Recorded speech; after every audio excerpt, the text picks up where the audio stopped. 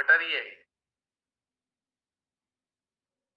अंदर आया कि मैं सब तो अच्छा। मत बताइए निशा ने कितना बड़ा संदेश दिया है ये कि मेरे अगर जीवन में 1 साल पाया के है तो बाद मृत्यु से प्रेम होगा, नहीं पाया है तो भय होगा। क्यों? मुझे कि वो आप समझ आया। जो जीना छूट गया है उसे जीने के लिए लालायित हो, इसलिए मृत्यु से डर रहे हो कि हाय मैं कैसे जीऊं, मुझे तो जीना है ये वाला जीवन। हाँ। और जब जी चुके हो तो मृत्यु से प्रेम होगा। अरे भाई अब थक गए, अब तो घर जाना है। थक कर घर में ही अभी तो वापस आते हैं। हाँ, अभी लगता है हाँ, मृत्यु हमेशा साथ है, खुशी देती है वो मृत्यु ना, उसे याद करके भी खुशी होती है। Yes। हाँ, ठीक है, आएगी, अभी हम ठीक से जी रहे, कोई नहीं आएगी तो, ठीक है, आने दो, ऐसे। अभी थोड़ी देर पहले अभी मैंने मुझे क्या कहा था, मेरा जीने का दिल नहीं करता इस संसार में, इस कचरे में, इस गटर में कैसे जीऊं। सच्चाई है ये, गटर ही है ये। तो क्योंकि अब आनंद आ रहा है मृत्यु की तरफ देख के कि आजा, अब तो बहुत दिन हो गए भाई, ले जा, बहुत दिन हो गए, अब हो गया, अब कुछ चाहिए तो नहीं ना, अब कोई डिजायर नहीं बची, अब कोई एम्बिशन नहीं बची, कोई टारगेट नहीं है, कोई एम नहीं है, संसारिक स्तर पे तो सब जीरो हो गया। अब तू आ जा भाई, बहुत दिन हो गए हैं तेरी प्रतीक्षा में। तो ये कहानी है कि आपने जी लिया है तो आप मृत्यु की तरफ देखकर खुश हो रहे हो, नहीं जिया है तो मृत्यु से भयभीत हो रहे हो। अभी आ मत जाना, अभी तो मुझे बहुत कुछ करना है, मत आना अभी, अभी तो मुझे ये भी जीना है, ये भी जीना है, ये भी जीना है, ये भी जीना है। ये है कहानी सारी। हाँ, वो पहले ना एक बेचैनी सी रहती थी सोच के भी अब कि सुकून है। ये ना हो जाए। अब प्रेम है उससे। अब तो ये है कि भाई आ जा और ले जा, अपनी मर्जी से तो हाँ। जा नहीं सकते, तो यही आना पड़ेगा लेने के अभी मुझे डेंगू हो गया था लिए। और प्रांजल के पापा जी को वो वायरल हो गया था, उनकी प्लेटलेट्स बहुत डाउन हो गई थी, मुझे डेंगू हो गया था। तो वो बड़े परेशान एकदम, मैं क्या करूं, कैसे होगा। मैंने कहा आप जाओ हॉस्पिटल में एडमिट हो जाओ, मैं घर पे रह के देख लूंगी। कह रहे तुम्हें तो डेंगू है। मैंने कहा ठीक है, आप एडमिट हो जाओ, मैं अपना देख लूंगी। और मुझे बिल्कुल भी डर नहीं लग रहा था, जबकि मेरी 4-5 दिन हालत बहुत ज्यादा बेकार रही थी। मेरे डेंगू पास पानी रखा डेंगू में जाता तो था। प्लेटलेट्स बहुत ज्यादा डाउन हो जाते हैं, आम वायरल से बहुत ज्यादा। ग्लूकोज लेवल बहुत डाउन हो गया, हीमोग्लोबिन बहुत डाउन हो गया। और वैसे भी बहुत सारी प्रॉब्लम रहती बॉडी में, तो वो और ज्यादा एक्सट्रीम पे पहुंच गई पेन उनमें। ऐसी कंडीशन थी, 2 से 3 दिन पानी पास में रखा पर मैं उठा के नहीं पी पा रही थी। अरे रे रे। लेकिन उसमें भी कुछ भी कुछ भी नहीं, ऐसे कुछ डर नहीं लग रहा, कुछ नहीं, एकदम आराम से मैं लेटी हुई हूँ। मैं अंदर से खुश थी, शरीर को तकलीफ हो रही थी पर मैं अंदर से खुश थी, मुझे कुछ भी नहीं लग रहा था। तो तुम मृत्यु से कह रही होंगी, मृत्यु मृत्यु अब तो मैंने डेंगू भी कर लिया, अब तो आजा, अब तो तेरे लिए रास्ता दरवाजा खोल दिया मैंने, अब तो आजा, तेरे पे कोई आरोप नहीं आएगा, जो आएगा डेंगू पे आएगा, आजा ले जा मुझे। अभी ऐसा हो गया कि आसपास आपके कुछ भी चल रहा है पर आप खुश हो, पता नहीं क्यों खुश हो, पर आप खुश हो ऐसे। क्योंकि तुमने कहीं ना कहीं अपनी आत्मा को स्पर्श कर दिया है, इसलिए खुश हो। क्योंकि ये खुशहाली तो आत्मा के अलावा कहीं से नहीं आ सकती, खुशहाली आत्मा के पास है। और आनंद मतलब खुशहाली का मतलब यहाँ आनंद से ही है, सुख दुख तो अलग चीज होती है, सुख दुख का मैटर नहीं है यहाँ। आनंद अगर आ रहा है तो आत्मा के स्पर्श से, आपकी चेतना ने आत्मा को स्पर्श किया है, इसलिए आप प्रसन्न हो, इसलिए आप आनंदित हो। पर ये बहुत अच्छा है, ऐसे जीने में बहुत मजा आ रहा है। अब इसका निचोड़ निकालोगी ना, मजा क्यों आ रहा है। अब इसका थोड़ा सा एनालिसिस करके देखें अपने अंदर। अब ये मजा इसलिए आ रहा है निशा, तुमने बहुत सारी चीजों से डिटैच हो गई हो, वरना मजा ना आता। हम्म। जो जो परिस्थितियां आती गई उन सब से डिटैच होती चली गई एक एक करके, तो मजा तो आएगा ही। Actually detachment is freedom. Attachment में क्या है कि कितनी रस्सियां बांध रखी हैं हमने अपने हाथों में, पैर में, कमर पे, गर्दन पे, पता नहीं कितनी रस्सियां बांध रखी हैं। अटैचमेंट वो है, बेड़ियों में जकड़ा हुआ मानव, वो बेड़ियां हैं अटैचमेंट। खोने का डर अटैचमेंट के कारण, मृत्यु से भय अटैचमेंट के कारण, मन में विषाद अटैचमेंट के कारण, मन में उदासी अटैचमेंट के कारण, दुख अटैचमेंट के कारण, आंतरिक पीड़ा अटैचमेंट के कारण। एकमात्र ही तो कारण है अटैचमेंट सारी चीजों का। ये है, जब आप इससे हट जाते हो तो आपको मजा आ रहा होता है। आप लोगों ने मुझे कभी दुखी देखा? इतने दिन हो गए सेशन पे, एक्टिंग तो नहीं करता खुश रहने की? लगता है कि एक्टिंग कर रहा हूँ खुश रहने की? कभी नहीं भैया, जब भी देखते हैं ना। हाँ। आपका व्यक्तित्व हमें जीना सिखाता है। हम हमेशा सीखते हैं उससे, हमेशा सीखते हैं। चिपक मत जाना इस व्यक्ति से, फिर समस्या खड़ी हो जाएगी। Don't get attach.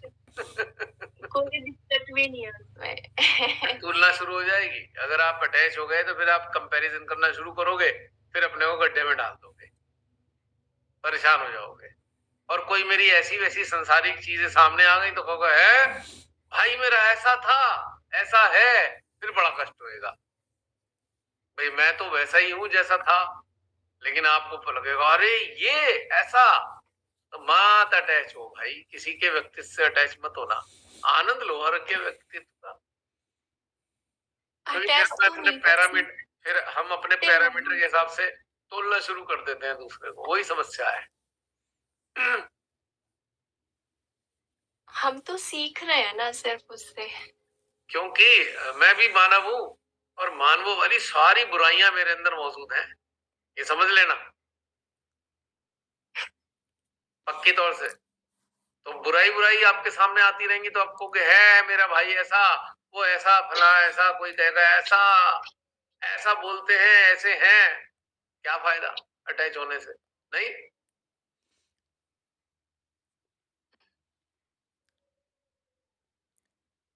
आपने कभी सिंगाड़े खाए? सिंगाड़े का मौसम होता है, जसलीन एक्सटेंशन देनी पड़ेगी आज। ओके। सिंगाड़े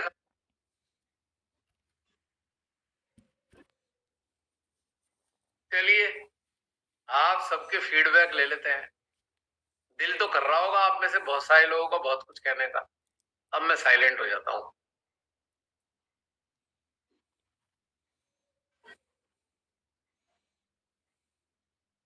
कोई प्रकट करेगा अपने व्यूज इस चित्रण के रिगार्डिंग?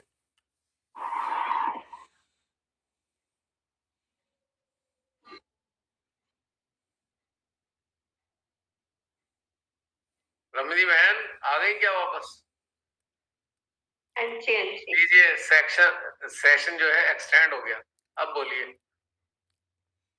हाँ भैया, बहुत सारी अंडरस्टैंडिंग पैदा हुई ना। हमने तो खैर अपनी लाइफ बता दी, बहुत कुछ से देखा ये सब अपनी फैमिलीज में भी। अब तो वो चीजें खत्म हो गई, बट आगे जो हम सराउंडिंग में देखते हैं, कई फैमिलीज टूटती हैं, कहीं ना कहीं हम उनके लिए माध्यम बन सकते हैं। आज का सेशन मुझे बहुत अच्छा लगा, क्योंकि घर घर में लोग ना ऐसे कंप्लेंट्स करते हैं, कोई अपने बहू से, कोई सास से, कोई बेटे से। बच्चों को भी ना कई लोग बहुत डांट के रखते हैं, मतलब उनको ह्यूमिलेट करते हैं। बच्चे भी आकर कई बार हमें बताते हैं कि ऐसे हमसे हमारे फादर इस तरह से बोलते हैं। तो मतलब बड़ा तरस आता है कि उनका क्या कसूर है बच्चों का। मतलब जो जो बातें आपने की ना, वो सारी हर एक सीन सामने आ रहा है कि इस फैमिली में क्या हो रहा है।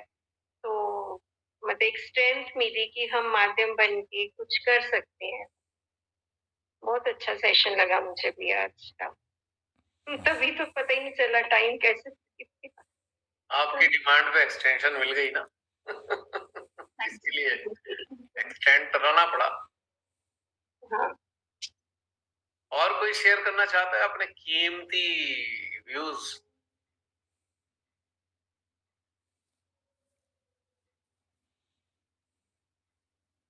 निशा। जय श्री जय जय श्री श्री माता। माता जी। मेरे साथ कुछ लगभग 1 डेढ़ महीना पहले ऐसा घटनाक्रम बना था फैमिली में कि मुझे समझ नहीं आ रहा था। मैं अटैच थी उससे, तो मेरे अंदर उसके चलते दुख भी आया था बहुत ज्यादा। तो मैंने बस अपने आप से एक क्वेश्चन किया था, क्या ये इतना ज्यादा जरूरी है, ये दुख, ये अटैचमेंट के कारण जो आ रहा है, कि मेरे अंदर की खुशी को खत्म कर दे? या मुझे दो रास्ते, एक कांटों वाला एक फूलों वाला, क्या मुझे उस फूलों वाले रास्ते से अलग कर दे कि मैं कांटों वाले रास्ते को चुन रही हूँ? वो दुख वाले जो है क्षण, उन्हें मतलब वो मेरे अंदर आ रहे हैं। ये क्वेश्चन था बस मेरा। जैसे ही मेरे अंदर ये क्वेश्चन आया, वो सारी चीजें एकदम हट गई। मुझे लगा नहीं, कुछ भी जरूरी नहीं है। सबसे ज्यादा जरूरी है जो मेरे अंदर खुशी है, जो मुझे श्री माता जी ने दी है, वो सबसे ज्यादा जरूरी है। फिर कुछ भी नहीं रहता सामने, सब हट जाता है। वो सबसे जरूरी है। और मेरी आवाज आ रही है? हाँ, बहुत अच्छी आ रही है। हाँ, तो अगर आप ये देख लेते हो ना कि जरूरी क्या है आपके लिए, तो आप हट जाते हो वहां से। आप उस रास्ते को कभी नहीं चुनते जो आपको नीचे गिराता है, आपकी चेतना के स्तर को। और वो होता, आप एग्जाम्पल दे रहे थे ना डिटर्जेंट का, तो वो सही है। शिमा वो तुरंत देती रहती है, आप बस सफाई करो और निकलो वहां से। वॉशिंग मशीन के जैसे पहले भी एक बार एग्जाम्पल दिया था। आप नहीं अटकते हो कहीं पे भी। आप हमेशा एक समाधान में रहते हो, हमेशा एक समाधान में रहते हो। अगर आप उस रास्ते को चुन लेते हो कि आपके लिए सही क्या है, आपको चुनना क्या है। आप दुख में जाना चाहते हो, खुशी में रहना चाहते हो, आप गिराना चाहते हो खुद को या उठाना चाहते हो।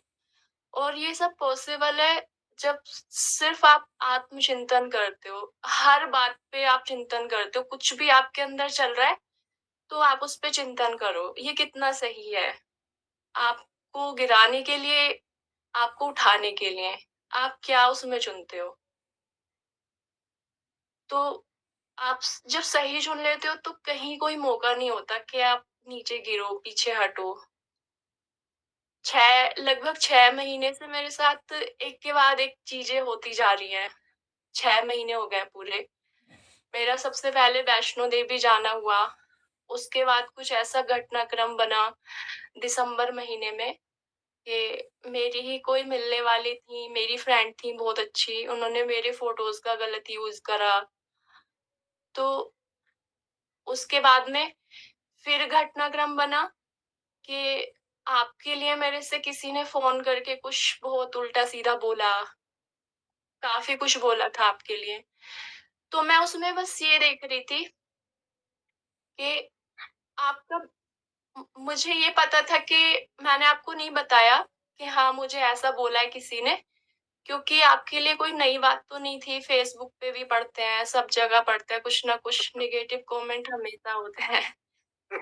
तो मैं बस ऐसे सोच रही थी कि आप पे कितना फर्क पड़ रहा है, कुछ भी नहीं। आपका जो टाइम टेबल है पोस्ट डालने का, वीडियोस डालने का, जो भी है वो कंटिन्यू ऐसे ही चल रहा है, कुछ भी फर्क नहीं पड़ रहा। आपका जो आपका जो क्या कहना चाहिए, लक्ष्य है, आपका उस पे फोकस है, बस आप इधर उधर नहीं भटक रहे। ऐसा क्या है? तो मैंने देखा, ये कहते हैं ना कि एक जो पर्वत का व्यवहार होता है, वो एक जगह रहता है, उस पे सर्दी गर्मी धूप बरसात किसी चीज का फर्क नहीं पड़ता। तो मैंने आपके व्यवहार से वहां पे ये सीखा कि हमें ऐसे रहना है। तो वो जो मेरे फोटोज का गलत यूज किया गया था, मैं उससे बाहर निकल पाई। मुझे लगा नहीं, वो ज्यादा जरूरी नहीं है, वो शिमा देख लेंगी। तकलीफ तो हुई मुझे, 1 दिन 2 दिन मैं तकलीफ में रही, मुझे दुख भी हुआ बहुत ज्यादा। पर मैं आपके उस व्यवहार को देख के अपने उस दुःख से निकल गई। मैंने कहा नहीं, मैं ये नहीं हूँ, मेरे पे क्यों फ़र्क पड़ेगा? अगर उसने गलत किया है, मेरे जीवन में ये घटनाक्रम बनना था, मेरे जीवन में बन गया। लेकिन मेरे पे फ़र्क क्यों पड़ रहा है? मैं अपने लेवल को नीचे क्यों गिराऊँ? मुझे तो यहाँ से उठना है। तो मैं वहाँ से निकल गई। फिर उसके बाद में मतलब एक के बाद एक बहुत सारी चीज़ें हुई, लेकिन मेरे अंदर वो आत्मचिंतन हमेशा रहा। कुछ भी बना तो मैं उससे सीखती चली गई। मैं हमेशा कोशिश करी कि मैं ये देखूँ, इसमें सही क्या है, गलत क्या है? मुझे उठा क्या सकता है, गिरा क्या सकता है? बस उसमें सही का जो चुनाव किया हमेशा, वो मेरे को हमेशा उठाता चला गया। और अभी लास्ट मंथ ये घर का भी मैटर हुआ, कुछ ऐसी चीज़ें हुई, मतलब मुझे एक रास्ता है सीधा ऐसे दिख रहा था, आगे खाई है, आप आगे भी नहीं चल सकते, पीछे कुआँ है, आप पीछे भी नहीं जा सकते। कुछ घर में ऐसा घटनाक्रम भी बना। उसमें भी मेरे अंदर यही समाधान आया कि ये इनका जीवन है। इनको क्या करना है अपने जीवन के साथ, सही करना है, गलत करना है, अच्छा करना है, बुरा करना है, ये इनका काम है। मुझे इसमें नहीं फँसना है। और मैं ये दुःख या ये कष्ट या ये अटैचमेंट के कारण जो भी आ रहा है, वो इतना बड़ा नहीं हो सकता कि मेरे अंदर की खुशी को ख़त्म कर दे। जो मुझे क्षमा देती हैं, हर समय देती हैं। मैंने उसको सेलेक्ट किया जैसे ही, एक के बाद एक वो चीज़ें छूटती चली गई और मैं ऊपर उठ गई वहाँ से। बहुत आसान हो जाता है बिल्कुल, कांग्रेचुलेशन बहुत निशा। जी। आप अब बहुत बताओ ज़्यादा ना। देर नहीं अटकते फिर वहाँ पे। हम्म। और आप उस रास्ते को सेलेक्ट कर लो, बस इतना आपके अंदर वो आत्मचिंतन से ही आ सकता है। आप बैठ के बस सोचो कि हाँ, क्या करना है, तो समाधान आता है आपके अंदर। आप निकलना ही नहीं चाहते, आप उसी में फँसे रहना चाहते हो, तो वो आपकी इच्छा होती है फिर। जानते हो प्रॉब्लम से निकलते क्यों नहीं है लोग? तुमने सही कहा, निकलना नहीं चाहते। कारण क्या है? वो चाहते हैं कि सॉल्यूशन उनके अकॉर्डिंग हो, उनकी कंडीशनिंग के हाँ, according. That is the main हाँ, प्रॉब्लम। ये अगर जी कोई भैया, कंडीशन नहीं है तो तत्क्षण सॉल्यूशन है, तत्क्षण। बिल्कुल। मैंने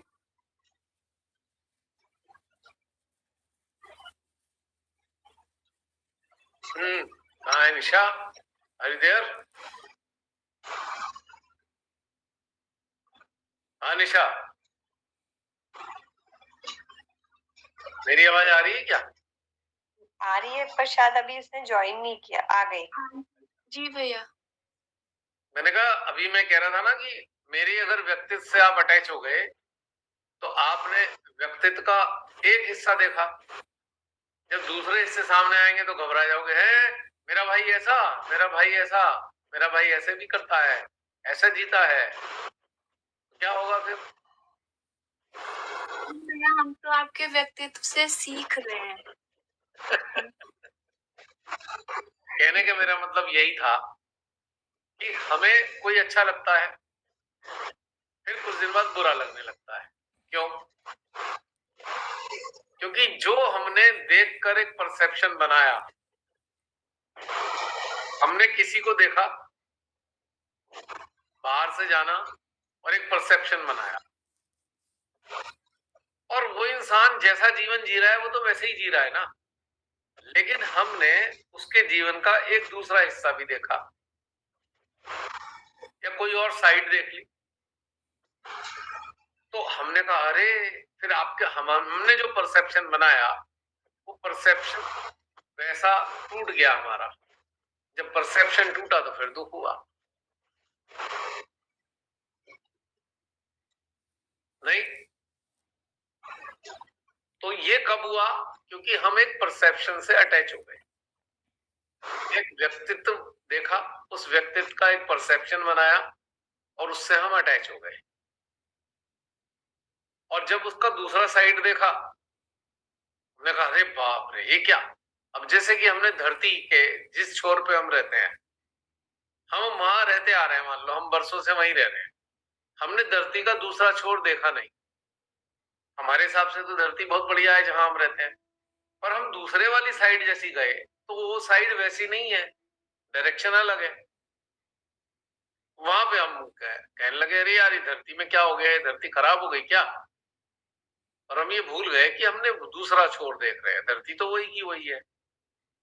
इसी प्रकार से हम जब मानव होते हैं, हम बहुत सारे जो चीज हमारे व्यक्तित्व में बहुत सारे पहलू होते हैं,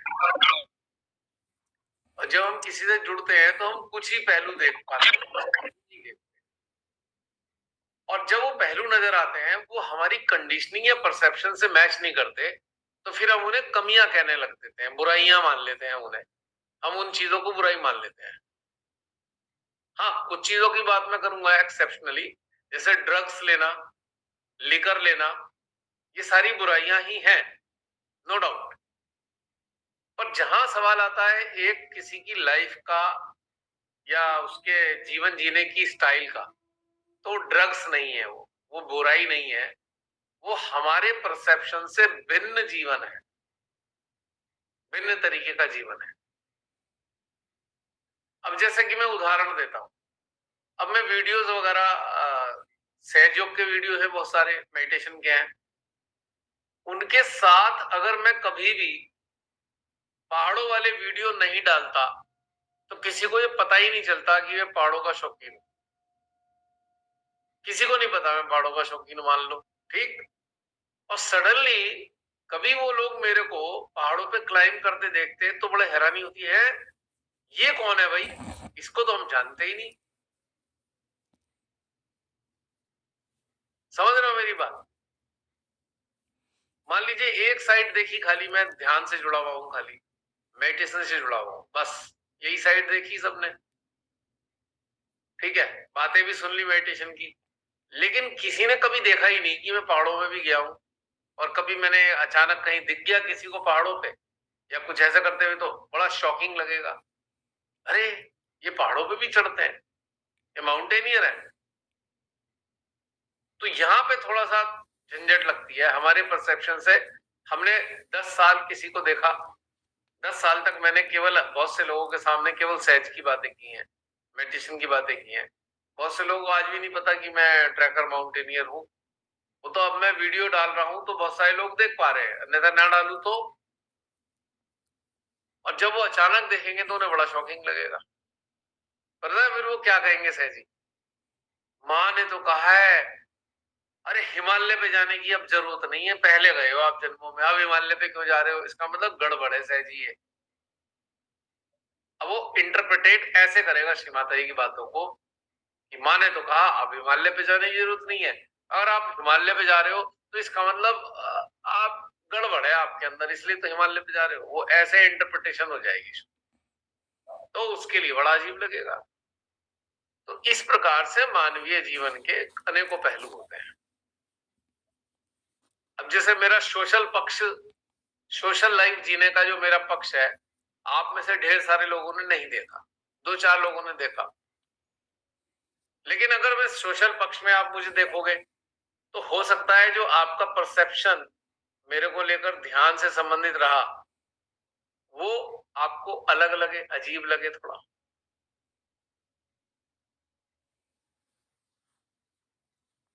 समझ पा रहे हो निशा?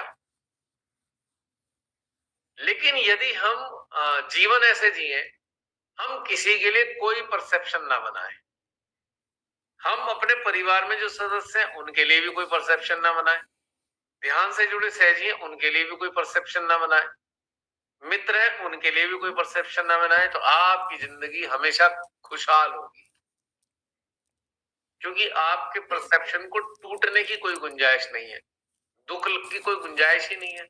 हमने स्वीकार किया कि मानव के अनेकों पहलू हैं मानवीय जीवन के, इसलिए बस हम उसको स्वीकार एज इट इज कर लेते हैं।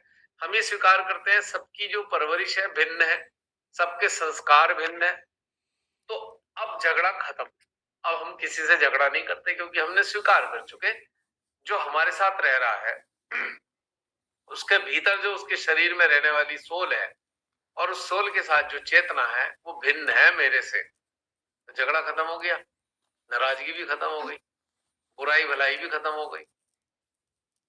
अब आपने देखा तो बैक बाइटिंग करते हैं, बैक बाइटिंग का आधार क्या होता है? बैक बाइटिंग का what is the basis of back biting? कभी गौर किया इस बात पे?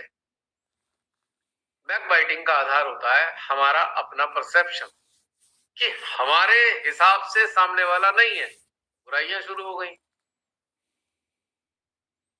होता है ना बैक बाइटिंग में, चार लोग एक सी भाव वाले जुड़ते हैं, चारों मिलके बुराई कर रहे होते हैं, खूब मजा आता है, बड़ा रस आता है निंदा रस में। इससे ज्यादा टेस्टी कोई नहीं है, निंदा रस से ज्यादा सबसे ज्यादा स्वादिष्ट है ये।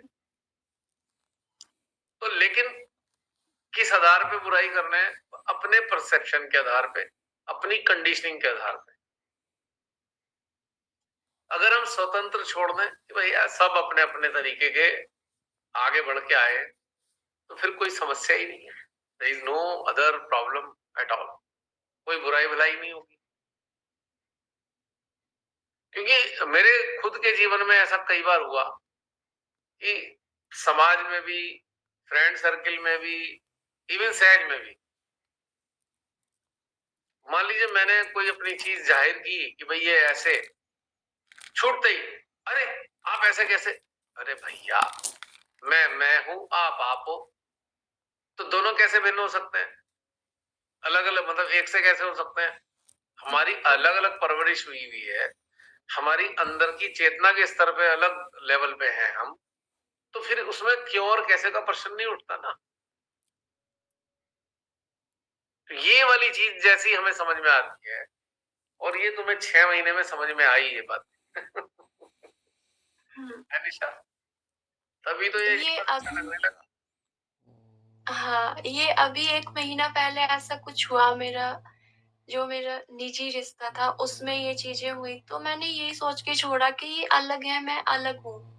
इनके चलते मैं अपने आप को कष्ट नहीं दे सकती, मैं अपनी खुशी को ख़त्म नहीं कर सकती जिससे मैं जी रही हूँ। बिल्कुल, बिल्कुल, बिल्कुल। इनका जीवन है, ये अपने तरीके से अपने टाइम पे सीखेंगे।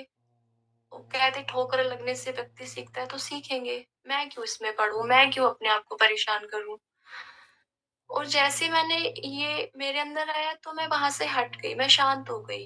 मैं उसमें नहीं फँसी बिल्कुल भी, मैं निकल गई वहाँ से। यही आया कि हाँ, ये अलग है, मैं अलग हूँ, बस यही समस्या था। खत्म, यही तो सॉल्यूशन है। हर घर की समस्या का सॉल्यूशन एक ही है, ये अलग मैं अलग, झंझट खत्म उसी क्षण। जब हम 7 अलग अलग रंगों को स्वीकार करते हैं कि ये रंग अलग है, तो भाई मानव को क्यों नहीं स्वीकार करते? उसका भी तो रंग अलग है। हर एक की चेतना का कलर अलग है। वाई वी थिंक कि एक सा ही हो। ठीक है, घर नाम की यूनिट में 3 या 4 सोल शरीर रूप में आकर रह रहे हैं, पर उनके कलर तो अलग है चेतना के। झगड़ा की क्या बात है इसमें? बिल्कुल। ये समझ में आते ही सारे झगड़े खत्म हो जाते हैं। और दूसरी बात, किसी ने आपके लिए कुछ बुरा कर दिया, आप क्यों बुरा मान रहे हो? आप क्यों दुखी हो रहे हो? ये तो वो जानेगा बुरा करने वाला। प्रॉब्लम तो उसकी है, हमारी थोड़ी प्रॉब्लम है कि हमारे साथ बुरा किया या हमारे साथ बुरा व्यवहार कर दिया। ये तो उसकी प्रॉब्लम है, हमारी थोड़ी है। हमारे साथ जो हुआ वो हमारे जीवन में लिखा था, हो गया, पर हम क्यों सोच के दिमाग खराब करें अपना? बिल्कुल। हमारा तो कोई पॉइंट नहीं है दिमाग लगाने का इसमें। ये तो बिल्कुल ऐसी हो गया है कि आराम से आप अच्छे से 50 की स्पीड पे गाड़ी में बैठ के जा रहे हो, और आप आराम से जा रहे हो, बिल्कुल सही सड़क है, एकदम स्मूथ मक्खन जैसी सड़क बनी हुई है। सडनली आपकी गाड़ी पॉटहोल में जाती है, धड़ाम से आप झटका लगता है, आप समझ में नहीं पाते अचानक गड्ढे में कैसे गिर गए। पर फिर आप स्वीकार कर लेते हो, अच्छा भाई गड्ढा था, बस खत्म हो गई बात। इससे ज्यादा दिमाग में जोर नहीं डालते, गड्ढा था, गिर गए, बाहर निकल के चले गए। फिर इससे ज्यादा तो कुछ नहीं है ना खेल। क्योंकि हमने देखा अरे बड़ी अच्छी सड़क है, चिकनी है, तो हमने मान लिया सारी सड़क ऐसे ही है, हमने मान के बैठ गए। ठीक है, पर वो सड़क में कहीं गड्ढा भी था। जहां हम मान रहे थे उस वक्त तो बिल्कुल सड़क ऐसी फर्स्ट क्लास थी, और दूर से गड्ढा भी ऐसा था दिख नहीं रहा था। सडनली गाड़ी गड्ढे में गई, बहुत जोर से झटका लगा, हमें बड़ा आश्चर्य हुआ, अरे गड्ढे में गाड़ी गिर गई, इतनी अच्छी सड़क में गड्ढा, क्योंकि हमने आशा नहीं करी थी इतनी अच्छी सड़क पे गड्ढा हो सकता है। पर एक ही मिनट में हमने मान लिया कि भाई हाँ ठीक है, गड्ढा हो सकता है। थोड़ा सा बुरा सा लगा, बेचारी गाड़ी के शॉकर क्या हुआ होगा, कुछ चीज हिल गई होगी। बस वो 5-7 मिनट बाद थोड़ी देर साथ में बैठा हुआ उससे डिस्कस किया, अरे यार बड़ी सड़क खराब है, ये नगर पालिका वाले भी ध्यान से नहीं करते, गड्ढा हो गया था भर देते, बस इतनी सी बात करके 5-7 मिनट बाद फिर भूल जाते हैं। और तो और 2 घंटे बाद फिर किसी दूसरे गड्ढे में गिर जाते हैं, फिर निकल जाते हैं। फिर 2-4 बात कह देते हैं, सरकार को कह देंगे, नगर पालिका को कह देंगे, फिर आगे चले जाएंगे। नहीं, और फिर हम स्वीकार कर ही लेते हैं, भाई कुछ पता नहीं सड़क में कहाँ गड्ढा आ जाए, चलाते रहो शांति से, कोई बात नहीं, और थोड़ा ध्यान रख लो। और ध्यान रखने के बाद आराम से गड्ढे में गिर जाती है गाड़ी, कितनी कोशिश कर लो। तो स्वीकार कर लेते हैं ऐसे भी, ठीक है भाई गिर गए। कई बार टायर भी फट जाता है, अभी मेरे टायर फटे गड्ढे में गिर के कुछ दिन पहले, तो ठीक है भाई फट गए, कोई बात नहीं। ऐसे करके हम जीवन को स्वीकार कर लेते हैं। तो व्हाई नॉट वी एक्सेप्ट, जो गड्ढे हमारे जीवन में है उन्हें क्यों नहीं स्वीकार करते कि हमारी जीवन की गाड़ी गड्ढे में गिर सकती है, थोड़ी देर के लिए निकल आती है लेकिन। ठीक है, वो गिरती है, आती है परिस्थितियां, ऐसे हालात बनते हैं, पर वो जो हमें सिखा के जाते हैं ना, वो हम कभी नहीं भूलते। हमेशा के लिए हमें बहुत अच्छी सीख भी दे जाते हैं।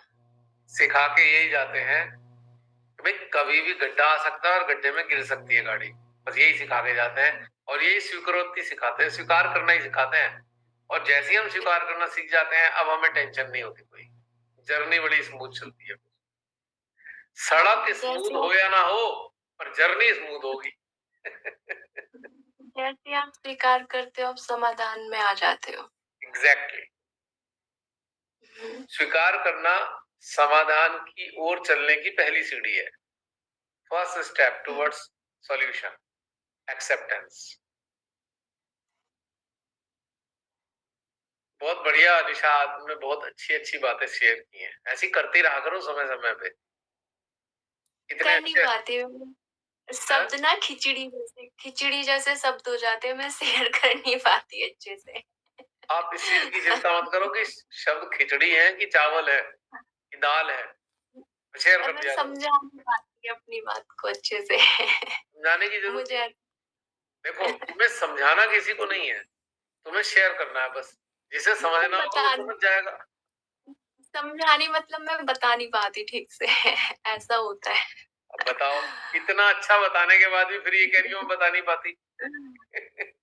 इतने सलीके से, इतने तरीके से तुमने बताया, इतनी अच्छी अच्छी बातें शेयर की हैं, और फिर भी कह रही हो मैं बता नहीं पा रही हूँ।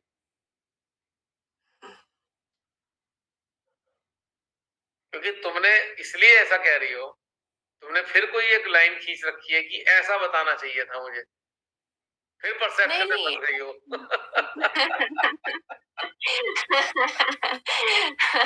देखा, इंसान कितने स्टेप पे कंडीशन हो जाता है, कितनी कितनी चीजों से कंडीशन होता है, उसे पता ही नहीं चलता कि कब कंडीशन हो गया। अभी एक और पकड़ी गई, अब ये भी छूट जाएगी। हाँ, जरूरत स्वीकार क्या है भाई, हम जैसे हैं। अब श्री गणेश जी की बहुत बात करते हैं सेठ जी, पर श्री गणेश जी से सीखते कुछ नहीं है। श्री गणेश जी की बड़े बड़े लेक्चर देंगे, प्योरिटी होती है, विवेकशीलता मिलती है, बुद्धि मिलती है और इनोसेंस मिलती है। जो सबसे बढ़िया चीज सीखनी थी श्री गणेश जी से, वो तो सीखी नहीं। वो क्या सीखी? श्री गणेश जी ने अपने पूरे अस्तित्व को स्वीकार कर रखा है कि सर उनका हाथी का, पेट मटके जैसा और चूहे की सवारी, उन्होंने स्वीकार कर लिया भैया मेरी जीवन यही है। श्री गणेश जी ने कितनी बड़ी सीख दी है, कितना विरोधाभास है उनके अस्तित्व में।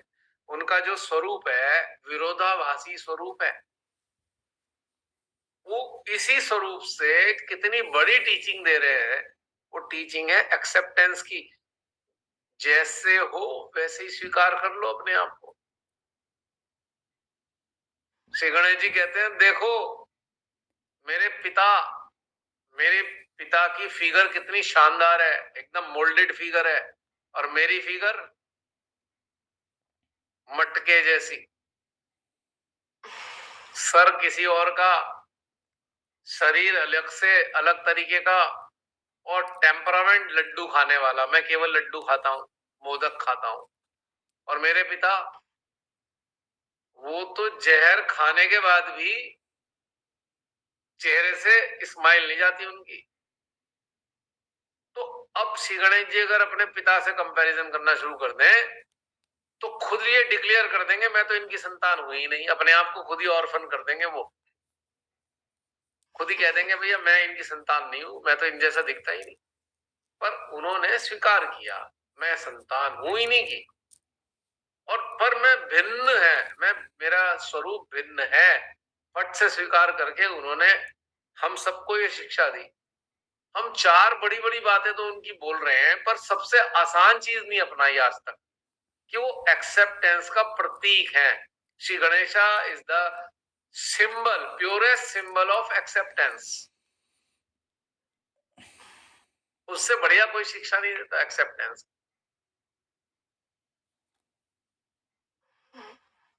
है नहीं बात अजीब सी? और कितने बुद्धिमान माने जाते हैं देखो भाई। चूहे की सवारी करने वाला बुद्धिमान कैसे हो सकता है? अब हम जैसे अकल चलाने वाले, हम जैसे अकल चलाने वाले कहेंगे, अरे श्री गणेश जी तुम्हें चलने के लिए चूहा ही मिला था, खरगोश पे बैठ लेते, वो तो बहुत तेज भागता है। अपना इतना बड़ा शरीर और सवारी इतने से कि वो दिखाई भी ना दे चूहा। ये क्या बता रहे हैं कि इतना विरोधाभासी मेरा अस्तित्व है। मैंने भी स्वीकार किया, और तुम भी अपने विरोधाभासी जीवन को स्वीकार कर लो, क्योंकि तुम्हारे जीवन में भी बहुत सारे विरोधाभास हैं। तुम भी स्वीकार कर लो। ये श्री गणेश जी सबसे बड़ी शिक्षा हमें दे रहे हैं, नहीं?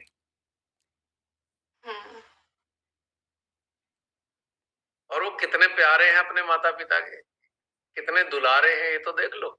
और पेरेंट्स भी कमाल के हैं। पेरेंट्स ने भी स्वीकार कर लिया कि दिखने में हम दोनों में से जैसा कोई भी गुण इसका है नहीं देखने में। पार्वती माँ भी ने भी स्वीकार कर लिया, महादेव ने भी, कि दिखने में हमारे से तो मैच नहीं करता। कोई दूर से देखेगा कहेगा इनका संतान ऐसी कैसे हो सकती है। पर माता पिता भी महान है, उन्होंने भी स्वीकार किया। समझो बात। ये हमारी जो फैमिली है, शिव फैमिली, हमें कितना बड़ा संदेश देती है। और किस चीज का संदेश है? स्वीकार करने का। भोलेनाथ जी स्वीकार करने का संदेश दे रहे हैं। देखो भाई, इतनी सादगी से मैं रह लेता हूं, मेरे जीवन में तो कोई डिमांड ही नहीं है, मैं तो ऐसे ही काम चला लेता हूं। वस्त्र भी नहीं पहनता मैं पूरे, भोजन भी मिला मिला, नहीं मिला नहीं मिला, स्वीकार करता हूं जैसा भी जीवन है। अब क्या उन्होंने प्रतीक दिया, देखो कितना कितना हार्श हार्श एटमॉस्फेयर मिलता है मेरे को, कितना टफ एटमॉस्फेयर मिलता है मुझे जब माइनस में टेम्परेचर है। माइनस में टेम्परेचर है, शरीर पे कोई गर्म वस्त्र नहीं है, फिर भी मैंने स्वीकार करके अपने जीवन को ढाल लिया कि अब ये इतनी ठंड भी मुझे तकलीफ नहीं देती। ये एक्सेप्टेंस सिखा रहे हैं। विपरीत परिस्थितियों में भी मैं प्रसन्न रहता हूँ, और प्रसन्न ही नहीं रहता, मैं आनंद की समाधि में रहता हूँ। कितना बड़ा संदेश दे रहे हो। और पार्वती माँ भी बहुत बड़ा संदेश दे रही है एक्सेप्टेंस का। देखो, मैं महारानी होकर भी एक फकीर के साथ खुश हूं। दे रही है नहीं दे रही? हमारी महिलाएं पार्वती माँ से ये नहीं सीखती, पूजा तो करती हैं। अब पुरुष लोग महादेव की अर्चना उपासना करते हैं, पर उनकी सादगी नहीं सीखते। सादगी से भी रह सकते हैं। कंप्लेन लेस, वो कंप्लेनिंग लॉट नहीं है। महादेव कभी कंप्लेन नहीं करते मिले होंगे आपको, कहीं सुना नहीं होगा महादेव कंप्लेन कर रहे हैं किसी से।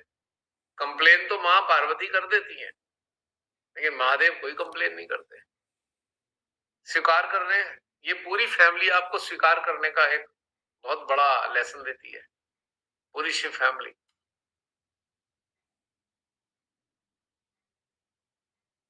और कार्तिकेय हैं, उन्हें बिल्कुल शर्म नहीं आ रही। उनका भाई ऐसा है जिसकी गर्दन पे हाथी का सर लगा हुआ हो, उसे बिल्कुल इंसल्टिंग फील नहीं हो रहा है। कार्तिकेय ने भी स्वीकार कर रखा है। कार्तिकेय ने संदेश दिया है, देखो भाई हैं पर कितने भिन्न हैं हम, कि एक माता की संतान, माता पिता की संतान ही नजर नहीं आते। पब्लिक हमें, संसार क्या कहेगा, फिर भी हमने स्वीकार किया है कि हम भाई हैं, हम कोई एक दूसरे की कमी नहीं निकालते। और ये श्री गणेश जी भी दे रहे हैं, भैया मैं कार्तिकेय से कोई कंपटीशन नहीं रखता हूं। बता रहे हैं ये एवं ही नहीं है, हमारे देवी देवता हमें बहुत बड़ी शिक्षा देते हैं एक्सेप्टेंस की। शिव परिवार से बड़ी शिक्षा एक्सेप्टेंस की कोई नहीं देता, कोई देवी देवता इतनी बड़ी शिक्षा नहीं देता। और हम उनकी उपासना करते हैं, और हम जकड़े हुए हैं कंडीशनिंग में। अब शिव जी, महादेव जैसा वातावरण होता वैसे ही रह लेते हैं। उनके साथ पार्वती माँ भी कमाल की हैं, कि वो जैसे रहते हैं वो भी वैसी रह लेती हैं। देखो कितनी बड़ी बात है समझने की। और हम उपासना उनकी करते हैं, हम कहते हैं हमें शिव तत्व चाहिए। या शिव तत्व, यही तो शिव तत्व है, और है क्या शिव तत्व?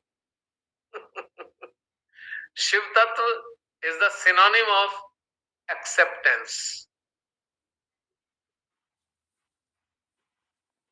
पर्यायवाची है शिव तत्व, स्वीकार, स्वीकृति का। लगता है पर्यायवाची नहीं?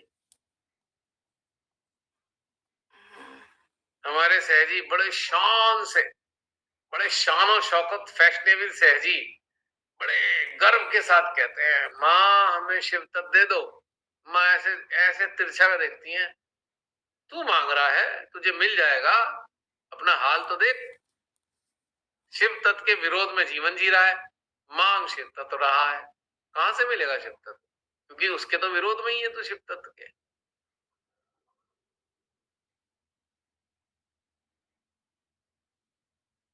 क्यों, है नहीं मजेदार बात?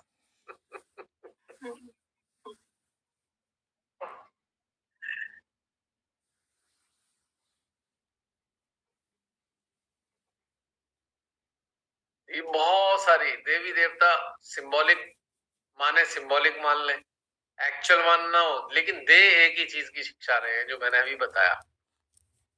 सर्वोच्च परिवार है ये, देवताओं में, ईश्वर में। और कितनी बड़ी शिक्षा, मतलब पूरे ब्रह्मांड का सबसे बड़ा परिवार शिक्षा किस चीज की देता है? सादगी की, स्वीकृति की, इतनी बड़ी शिक्षा दे रहे हैं। और शिवजी जी ये भी कह रहे हैं, देखो मैं जहर भी पी लेता हूं, सागर से निकला विष मैंने पिया। अब सागर कहाँ है? हम भी शिव हैं। ये जो भव सागर से जो विष निकलता है ना, पी लेना चाहिए हमें, नीलकंठ बन जाए। यानी कि प्रतिक्रिया ना करें, अगर जीवन में कुछ विपरीत हो रहा है तो प्रतिक्रिया ना करें, नीलकंठ बनकर धारण करें।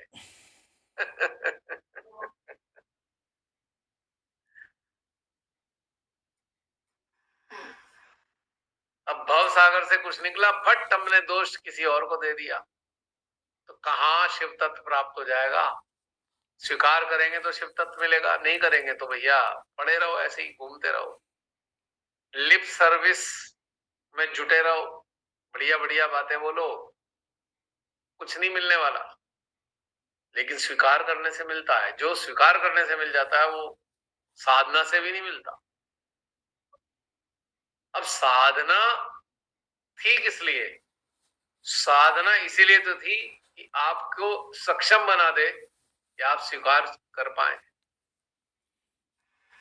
ध्यान की गहनता है क्या? ध्यान की गहनता आपको यही तो देती है कि जो आपका अस्तित्व है उसे स्वीकार कर लें और दूसरे के अस्तित्व को भी स्वीकार करें। अपना ही नहीं, खाली दूसरे का भी अस्तित्व स्वीकार करें जो आपके संपर्क में है। कितनी बढ़िया शिक्षा मिल रही है हमें। नहीं करेंगे तो भैया झगड़ा ही झगड़ा, झगड़ा ही झगड़ा।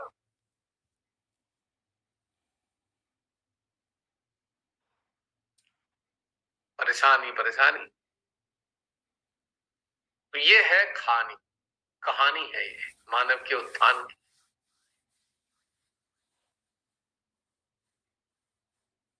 ये कहानी सिद्ध हो गई, मुक्त हो गया। और अगर समझ में आ चुकी तो आप मुक्त ही हो। मुक्त होना नहीं है, मुक्त हो आप। अगर ये कहानी समझ में आ चुकी और आपके जीवन का हिस्सा बन चुकी तो आप मुक्त हो। अब आपको मुक्ति नहीं ढूंढनी।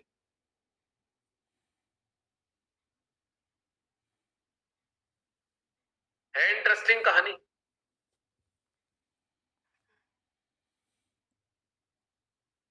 बोर तो नहीं हुए? किससे कहानी हो गई? नहीं भैया। नहीं, ये बिल्कुल ऐसे है ना, एक गाने की है ना लाइन, जितना तू मिलती जाए उतनी लगे थोड़ी थोड़ी। ये जितना मिले उतना अच्छा है। निशा की बातें बड़ी मजेदार होती हैं, करती रहा करो बात। YouTube पे देखने वाले वीडियो वालों का बड़ा इंटरेस्ट बना रहेगा तुम्हारी बातों के कारण। नहीं ये ज्यादा हो गया। नहीं नहीं, अच्छी बातें बताती है। मेरे को देख के तो कहते हैं अरे यार बहुत बोर कर लिया, आप कोई अच्छी बातें बोलने वाला तो आ जाओ।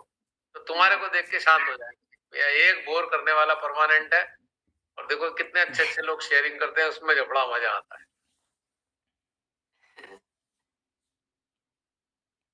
इसलिए शेयरिंग इंपॉर्टेंट है कि भैया देखने वाले परेशान ना हो जाए। एक स्पीकर तो है ही, उसे तो कुछ ना कुछ उल्टा पलटा बोलना ही है। This speaker is destined to speak like this, क्योंकि उसके हाथ में कुछ नहीं है।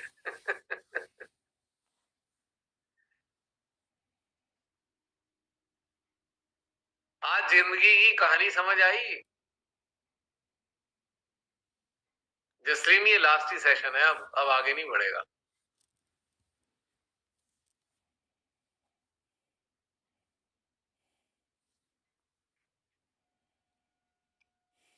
लगा जिंदगी की कहानी कितनी आसान है अगर समझे तो, और इसे ना समझे तो इससे कठिन कोई नहीं। अंडरस्टैंडिंग जीवन में उतार लिया तो मजा ही मजा, नहीं उतार पाए तो सजा ही सजा। बीच का मामला नहीं है इसमें, या तो सजा पे हो या मजे पे हो, बीच में नहीं है यहाँ पे मामला।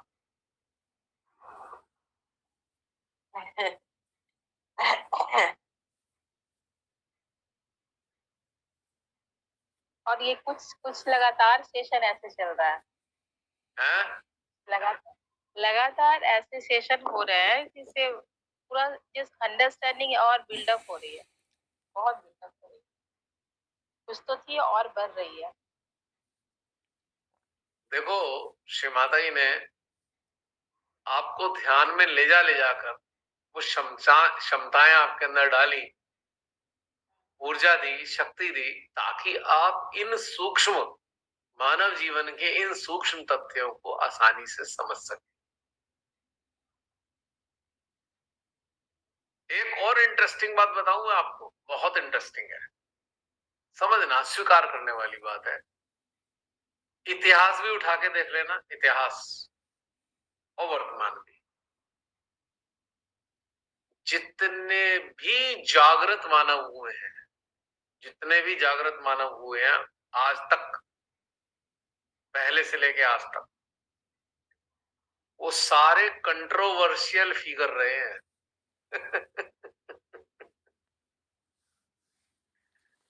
सारे विवादापस्त जीवन जीने वाले रहे हैं। एक का भी जीवन सामान्य और बिल्कुल सरल नहीं था संसार के लोगों के लिए। ठीक है, इतिहास है इस बात का। बताओ, एक उदाहरण दे दो जिन्होंने विचारों ने, जागृत इंसान ने बड़े सुकून और शांति में जिंदगी जी ली हो और लोगों से सुनना ना पड़ा हो उसे। कोई हो एक तो मुझे बता दो। अवतार भी मानव देह में आए, बहुत सुनना पड़ा उन्हें। इवन श्री माता जी को भी बहुत कुछ सुनना पड़ा है सराउंडिंग से, घर में रिश्तेदारों से, सबको सुनना पड़ता है। क्यों क्यों सुनना पड़ता है? इसका कारण एक सिंपल है। जो जागृत होता है वो साधारण मानवीय परसेप्शंस के दायरे से बाहर होता है। जो कॉमन ह्यूमन परसेप्शंस हैं उसकी लिमिटेशन से बिल्कुल बाहर होता है वो। तो भाई कंट्रोवर्शियल ही होगा वो तो, क्योंकि साधारण आम मानव परसेप्शन पे आधारित जिंदगी जीता है और जागृत इंसान परसेप्शन के दायरे में आता ही नहीं है। उन परसेप्शंस के आता ही नहीं दायरे में। उसकी चेतना का स्तर इस लेवल पे है कि वो उस दायरे में तो खड़ा क्या 10 मिनट सांस भी नहीं ले सकता, उससे बहुत बाहर है, परे है। तो हमेशा उसके जीवन में कंट्रोवर्सी, विरोधाभासी परिस्थितियां और लोगों का कहना सुनना बना ही रहेगा। और जितनी जल्दी इस बात को आप स्वीकार कर लेंगे उतनी जिंदगी में मजे करेंगे, आनंदित रहेंगे। अगर आप मेरे से कोई पूछो कि भाई कोई तो दुख होगा, भगवान ने कुछ तो दुख दिया नहीं आपको, मैं ना, है ही कोई नहीं दुख। ढूंढना पड़ता है कौन सा दुख ढूंढूं। कोई दुख नहीं है। हाथ पैरों में चोट लग जाए तो बात अलग है, वैसे तो कोई दुख नहीं है। क्योंकि ये चीज समझ में आ जाती है कि दुख नाम की कोई चीज होती नहीं, वो हम खुद ही क्रिएट करते हैं। We are the creator of all kinds of pens. हम ही तैयार करते हैं उन्हें। और मनुष्य भी बड़ा अजीब है, अपने जीवन की पीड़ाएं खुद तैयार करता है और दोष किस्मत को दे देता है। बड़ी हंसी आती है मुझे। भाई किस्मत कहां से दोषी हो गई? तू ही तो काम कर रहा है पीड़ाएं बढ़ाने वाले। क्यों चेप हो गया घर से, क्यों चिपक गया रिश्तों से, क्यों चिपक गया कपड़ों से, क्यों चिपक गया अपनी सोचों से? तूने ही तो तैयार किए दुख ये। तेरी जिंदगी में थे कहां दुख? तूने ही तो तैयार किए हैं। और जिन्हें तू दुख कह रहा है वो दुख थोड़ी है, तेरी नासमझियां हैं।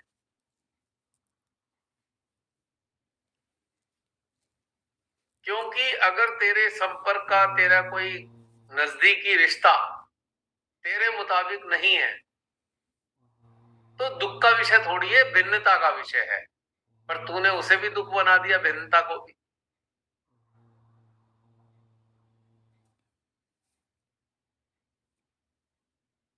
है ना इंटरेस्टिंग बात?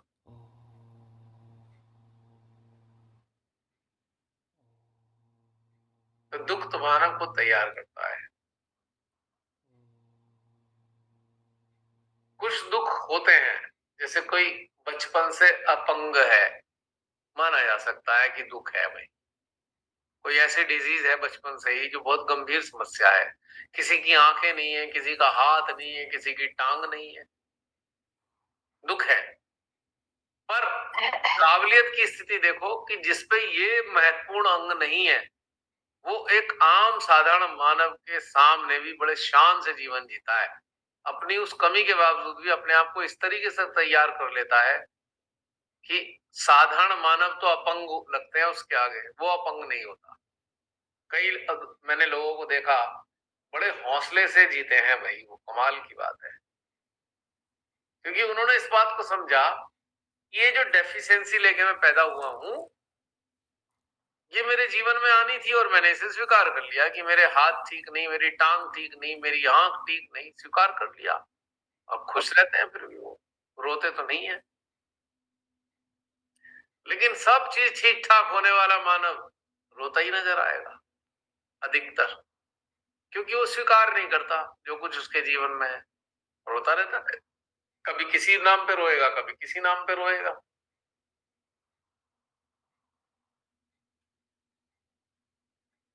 संसार के जीवन में दो चीजों में से एक चीज चुननी होगी। इस संसारिक जीवन में हर मानव को दो में से एक चीज चुननी होगी।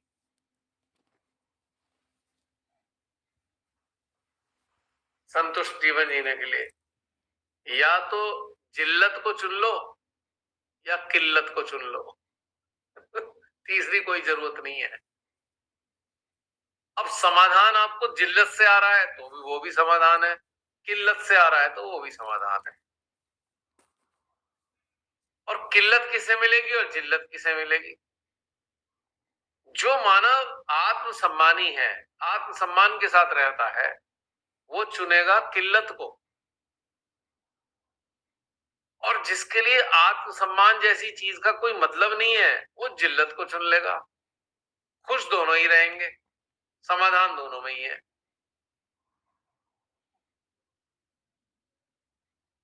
तीसरी कोई चीज नहीं दुनिया में। अब किल्लत भी बहुत ब्रॉड है, बहुत विशाल है। किल्लत की अगर डिटेल में जाओगे तो पता नहीं कितने प्रकार की किल्लत मानव के जीवन में है और कितने ही प्रकार की जिल्लत मानव के जीवन में है। ये बहुत बड़ा फील्ड है। फिर कभी बात करेंगे किल्लत और जिल्लत पे डिटेल में, कितने प्रकार की किल्लत हो सकती है, कितने प्रकार की जिल्लत हो सकती है। अब इसी के साथ समाप्त करते हैं। अब एक्सटेंशन कोई नहीं होगी, जो होनी थी हो गई।